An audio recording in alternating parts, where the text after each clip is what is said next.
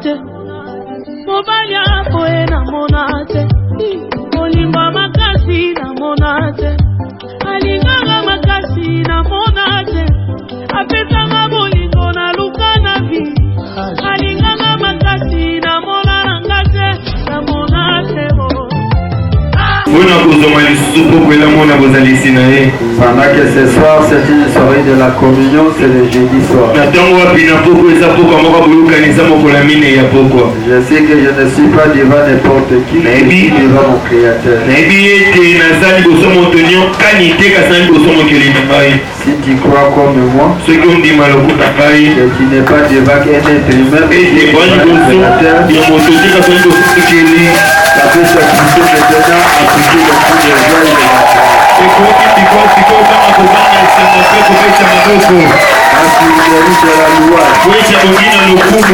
et de la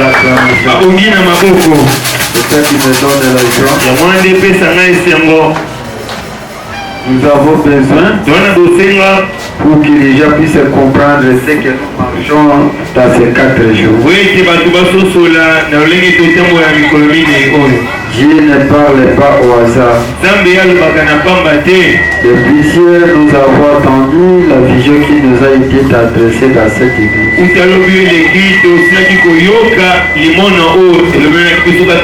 Comment le diable a fait des canaux à partir du fleuve Congo jusqu'ici devant la chair et les canaux, les petits canaux de la chair jusque dans chaque endroit. Et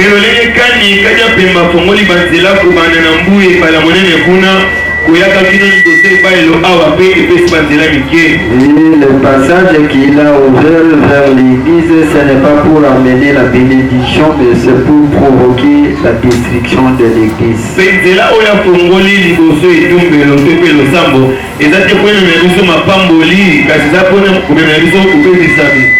Vous nous amenez les esprits de séduction, les esprits de sirène dans l'église. C'est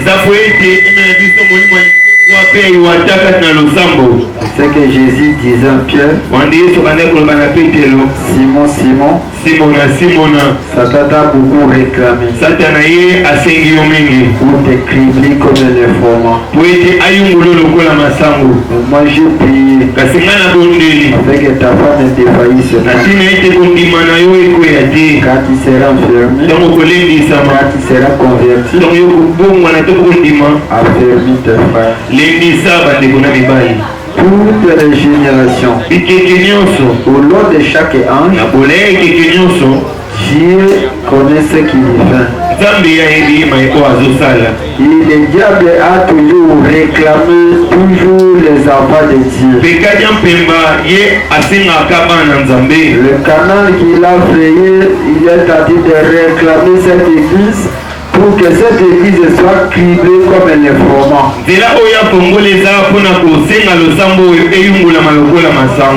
Et que les gens puissent se dire où sont les miracles, où sont beaucoup de gens qui étaient dans cette église, ils sont allés où?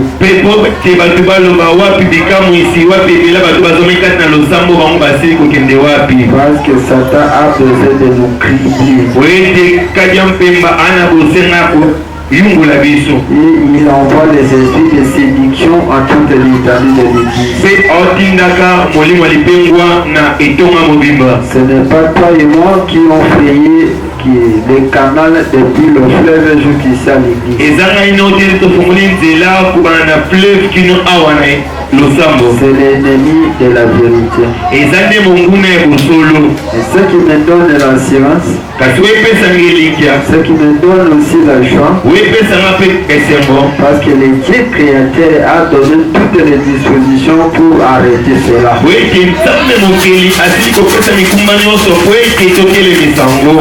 Acclamez très fort pour le Seigneur. Acclamez très fort pour le Seigneur. Dieu qui est amour, il nous a parlé. Ce qu'on va faire depuis l'église jusque dans les fleuves. C'est ça que nous avons toujours dit, que Dieu est le dernier mot dans la vie humaine.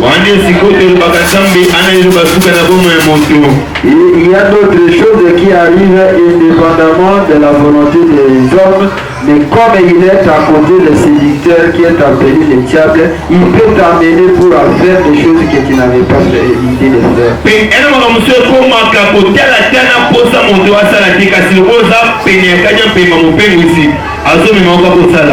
Acclamez très fort. C'est là que j'ai dit, mes bien-aimés, je ne viens pas me présenter devant l'église au hasard. On ne prêche pas l'évangile ou le message d'État de la foi pour prêcher. Nous les prêchons pour préparer la seconde venue du Seigneur. C'est que j'ai toujours adressé dans cette église. Tout ce que Dieu fera sur la terre, c'est bien. Mais la chose la plus importante que nous attendons, c'est la venue du Seigneur. Et le diable est en train de frayer les canards pour nous amener à quitter la voie de Dieu avec un but de perdre la venue du Seigneur.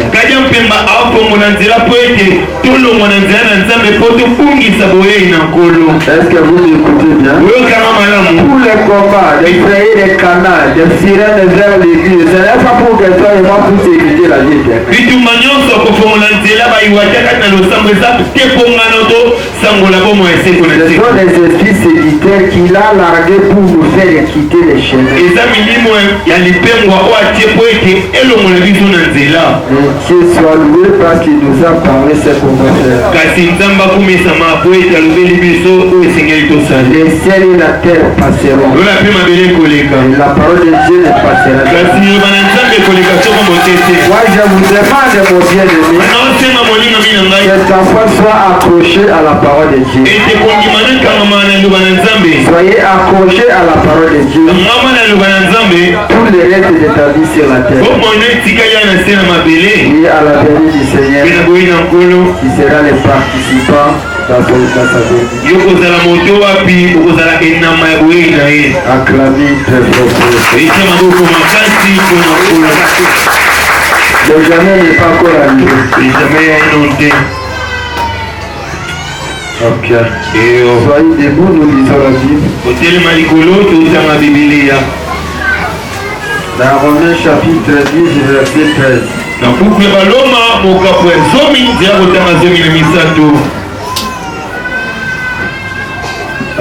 Je dis bien dans Romains chapitre 10,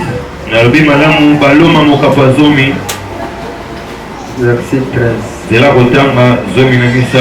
La Bible déclare ceci. Car quiconque évoquera le nom du Seigneur sera sauvé. Créateur du ciel et la terre, Seigneur Jésus-Christ est ton nom. Soyez Dieu de l'alliance éternelle, Dieu qui ne manque jamais au rendez-vous. Aujourd'hui c'est le jeudi soir, c'est le jeudi de la communion, où je désire cette communion divine. C'est de ton église, Seigneur. Regarde ton peuple. Ils n'ont pas regardé l'état du quartier, l'état des avenirs. Ils se sont venus participer dans cette marche. Assiste chacun dans sa vie, Seigneur. Assiste chacun dans ses projets, Seigneur. Personne qui a laissé ses occupations. Il est venu vivre ta parole ce soir. Puisse bénéficier le résultat de ta parole dans sa vie. Par la parole de feu, l'état du soir, le Dieu qui délivre. Je déclare la délivrance ce soir. À toute l'église du Seigneur Jésus. Fais quelque chose pour témoigner ta grandeur.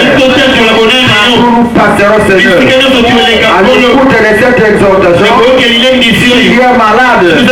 Il cherche la maladie dans son corps. Il y a des problèmes. Il cherche la demande des problèmes. Il cherche la demande des complications. Au nom du Seigneur Jésus, de la liberté du ciel, il s'est manifesté dans les réseaux. Satan, avec tes bagages, tes bouches dehors, allô, les arrivent pour attendre le jugement, au dernier jour, et la chaleur du Saint-Esprit pour s'animer cette église ce soir. Au nom du Seigneur Jésus-Christ. Amen. Mettez-vous assis. Gardez silence. Gardez silence. Le Seigneur nous a parlé comment le monde du ténèbres a pris toutes ces dispositions pour écrouler cette église. C'est ce qu'ils veulent maintenant, que cette église puisse disparaître. C'est là que j'ai toujours dit que Dieu n'a pas plusieurs églises dans chaque quartier. Et la seule église du Seigneur Jésus-Christ dans ces quartiers, c'est notre église. Est-ce que tu ne peux pas poser pour cela? Le diable ne viendra jamais chercher pour faire tomber d'autres églises là. Parce que c'est ici que nous les combattons jour et nuit. Que le Seigneur vous bénisse. Acclamez très fort. C'est pourquoi les quêtes arrivées où on doit amener toutes choses dans sa place. Si le diable envoie son envoyé dans l'église combattre l'église de Dieu, nous devons invoquer le nom de Jésus. Nous devons se sauver. Nous devons parler pour ramener les choses dans la vie. C'est ça la loi de Dieu. C'est là que je dis selon la parole de Dieu. Nous sommes beaucoup combattus, même dans nos propres familles, dans nos activités, même dans négocier de l'église. La vie chrétienne, c'est la vie de combat. La vie chrétienne, c'est la vie de victoire à victoire. Que le diable de ce côté, il a toujours engagé de combat à combat.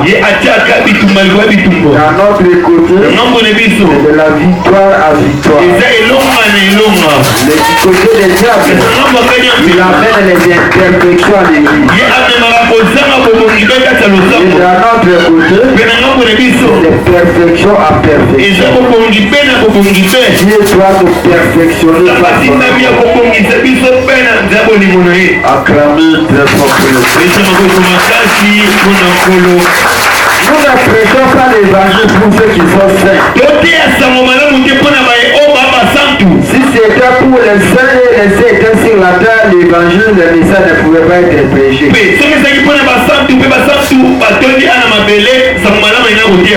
Comme au ciel, on ne prêchera pas la parole de Dieu parce que cela, ça sera seulement les saints.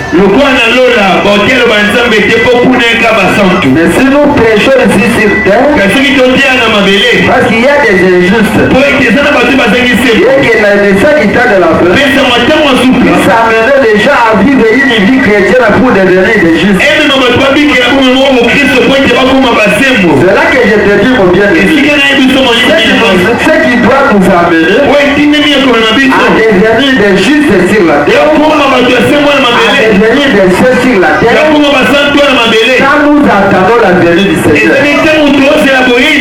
Que nous attendons la venue du Seigneur, ça va nous empêcher de faire des mauvaises choses sur la terre.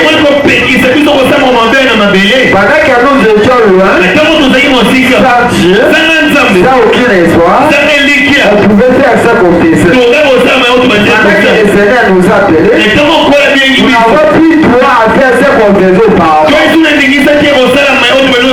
Que chacun puisse commencer à marcher avec crainte et tremblement, même toi-même quand tu seras ailleurs. Personne ne sera pas ta sentinelle pour te surveiller. Toi-même la sentinelle de ta propre vie. Partout tu y arriveras. Il faut connaître que tu es la fille ou le fils de Dieu. L'œil de Dieu est sur toi. Dieu qui te protège dans les transports. Qui te protège pendant la nuit. Quand il y a les attaques du monde du Seigneur. Il ne peut jamais permettre que tu puisses être perdu. Et c'est là qu'il te protège. Tu dois protéger la parole de Dieu. Afin que les autres ne soient jamais l'occasion de chute pour toi. Partout tu passeras. Pour que les gens voient que tu es un enfant de Dieu. Pour que tu puisses marcher avec des témoignages. Acclamez très fort pour le Seigneur.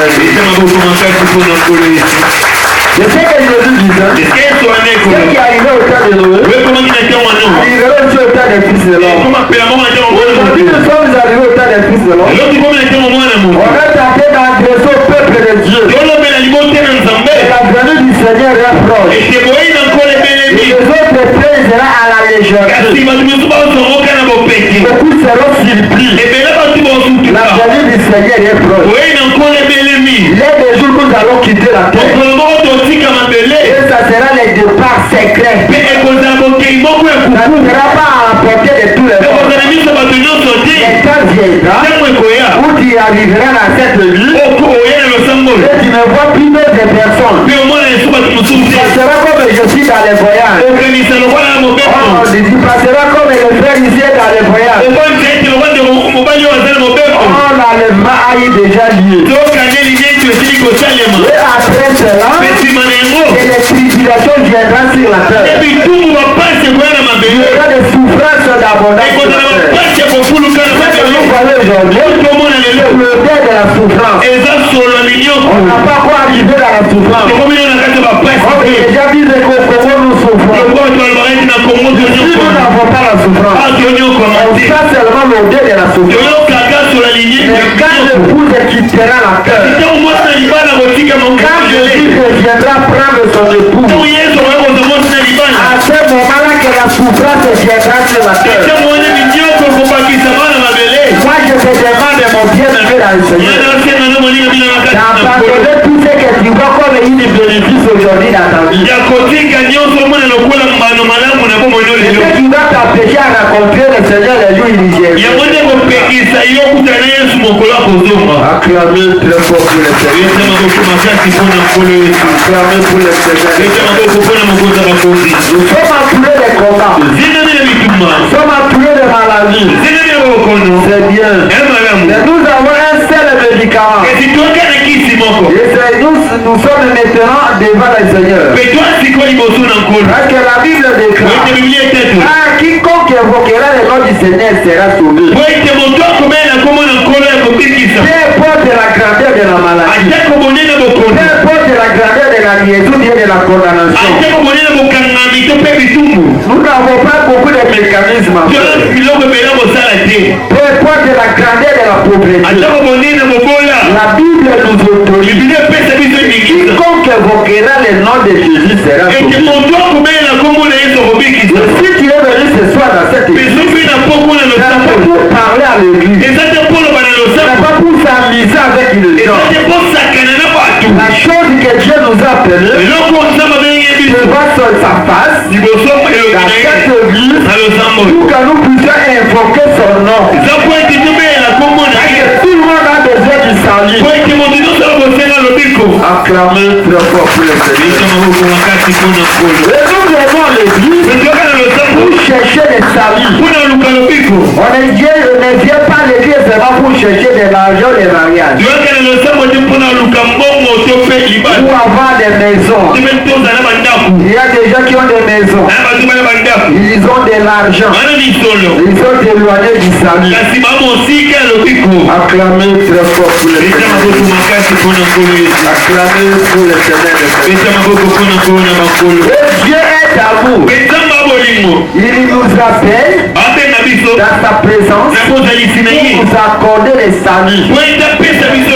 Pour que toi et moi, nous puissions voir la grandeur de Dieu. Les choses de Dieu sont mystérieuses. C'est difficile à comprendre les choses de Dieu. Nous croyons à sa bonté dans nos vies. Il y a d'autres choses. Toi qui n'as rien, et Dieu te donne le souffle de vie. Et les gens qui ont des moyens, qui ont amené les descendants de ce soir dans le séjour de mort. Acclamez très fort pour les ténèbres. Acclamez pour les ténèbres. On a dit que nous maintenant, ça ne vient jamais par nos efforts. Ça doit venir quand nous évoquons le nom de Jésus. Même pour les mariages. On ne se marie pas parce que quelqu'un ou quelqu'un est bête. Ça doit être la grâce de Dieu. Dieu peut te donner une beauté extraordinaire. On te prive maintenant le mariage. Celui qui n'est pas belle, à regarder apparemment, aucune bonne apparence, elle est dans la porte du mariage. Acclamez très fort pour les gens. Même dans les universités, même dans les classes, les autres ont bien distingué. Amen, amen. Ils ont distingué. Arrivé à la maison, ils appellent la même distinction. Acclamez très fort pour les gens. Il appelle maintenant aussi la distinction. Les gens qui n'ont pas distingué sont en train de travailler. Ceux qui a distingué, le travail est là. Il a encore la distinction. Amen, amen. Acclamez très fort pour les gens. Ça pouvoir les quêtes arriver. Vous devez invoquer le nom de Dieu. Nous serons sauvés. Parce que les diables ont des soins. Pour que toi et moi, nous soyons bloqués. Est-ce que vous m'écoutez? Qui peut être intelligent, qui peut être brillant dans le ministère. Mais c'est que les diables font. Il est tenté de susciter les éléments pour nous épouser. La Bible dit quiconque évoquera les noms de Jésus. Acclamez très fort pour les gens. Nous avons besoin du salut. Nous avons besoin du salut. En dehors de toutes les choses qui sont sur la terre, la chose la plus préférée, c'est le salut. Si Dieu te sauve, c'est ça la chose la plus capitale, c'est la terre.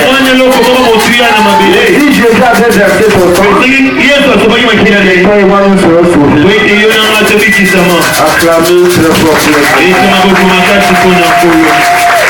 Dieu ne parle pas à tout le monde.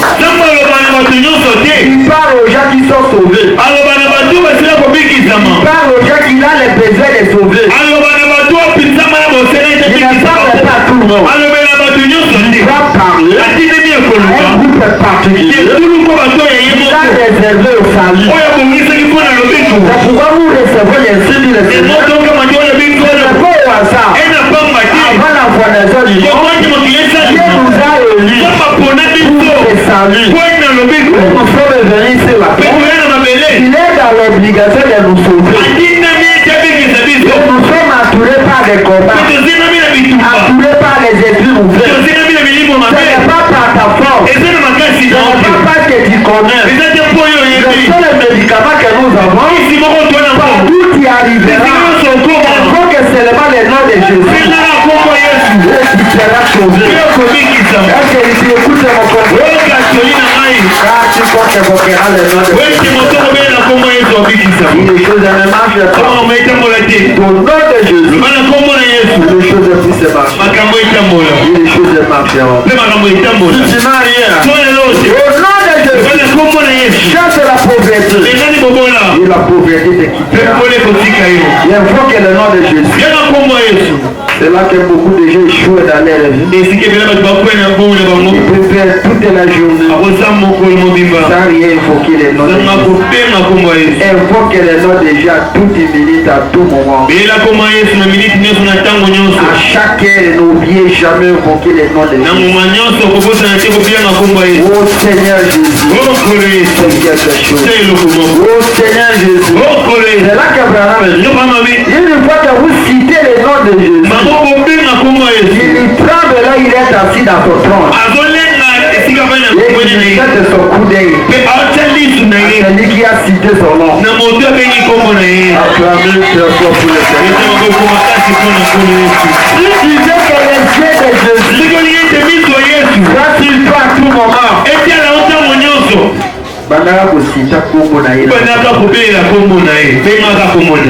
quand tu vois même un accident devant toi, citez le nom de Jésus. Oh Seigneur Jésus. Il verra comment tu serais épargné dans cette vie. Amen, amen. Écoutez ce que dit vraiment. Dieu ne parle pas à tout le monde. Il parle à son peuple. La nuit très fort pour le Seigneur. Toujours dans la brochure, c'est ça je l'ai dit. C'est dans le 7 ans de l'église. Paragraphe, page 150.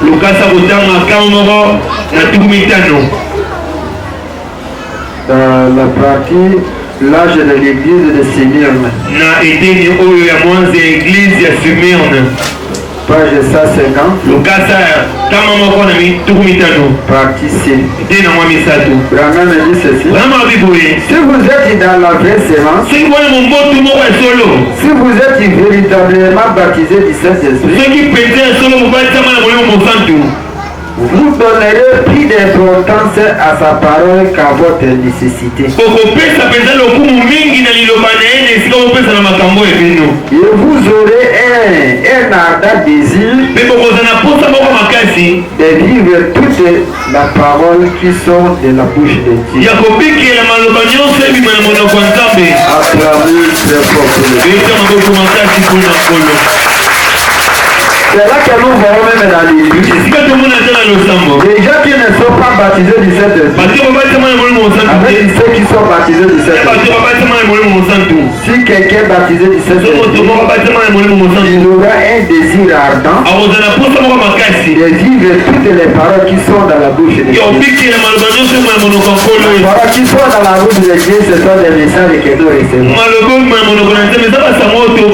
Nous devons faire ce que Dieu nous a dit de faire.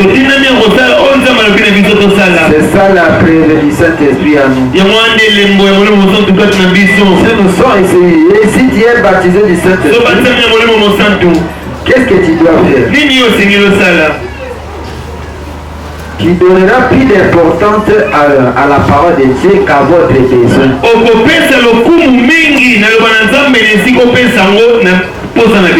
Dieu dit qu'aujourd'hui il y a la recommandation, mais toi tu pars vendre, toi tu pars au travail.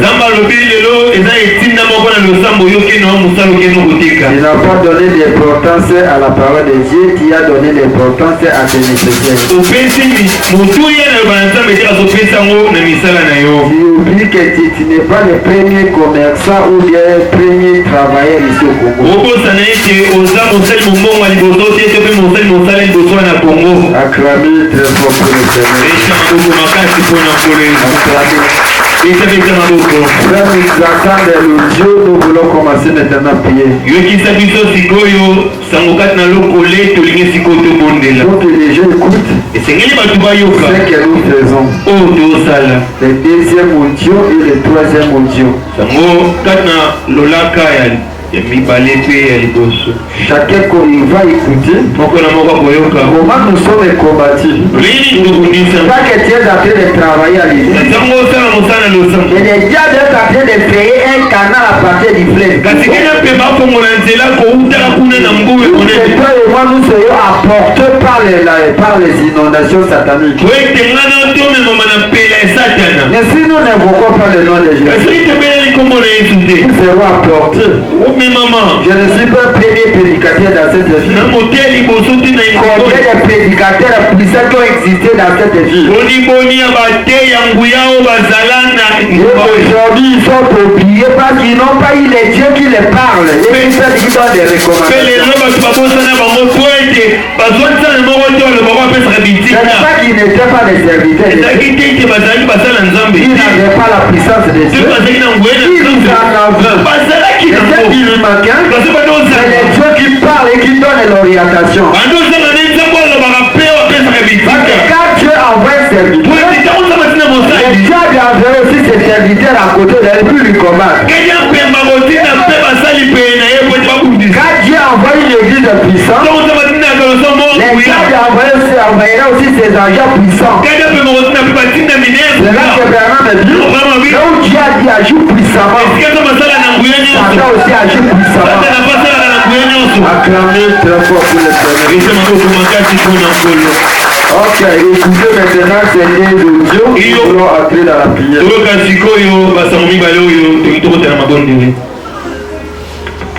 Zambalobi, Jiva Matoi ya Bavas, Distraction Leki, vie ya Mabe Leki, Mukende Bazana vie ya sanctification.